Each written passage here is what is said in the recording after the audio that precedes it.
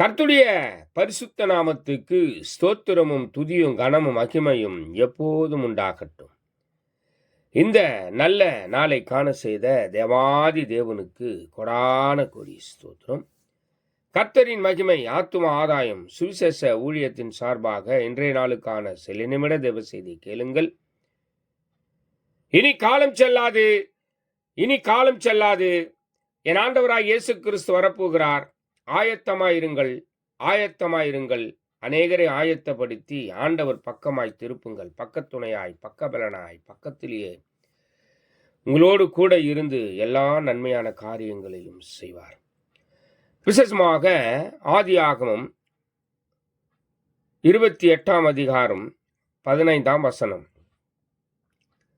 நான் உனக்கு சொன்னதை செய்யும் அளவு உன்னை கைவிடுவதில்லை என்றார். பிரியமான தேவ ஜனமே, அவரை அண்டிக் கொண்டிருக்கிற, அவரை தொழுது கொண்டிருக்கிற, அவரை நம்பி இருக்கிற தேவ ஜனமே, உங்களுக்கு என்ன சொன்னாரோ அதை செய்கிற வரையில் உங்களை கைவிடுவதில்லை.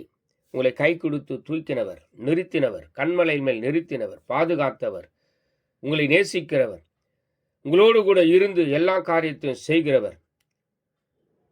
உங்களுக்கு என்ன சொன்னாரோ இந்த வருஷத்தின் முடிவுக்குள்ள அதை செய்து முடிப்பார். மன மகிழ்ச்சியாயிருங்கள். தேவாதி தேவனை எப்போதும் உறுதியாய் பற்றி கொண்டிருங்கள். God bless you.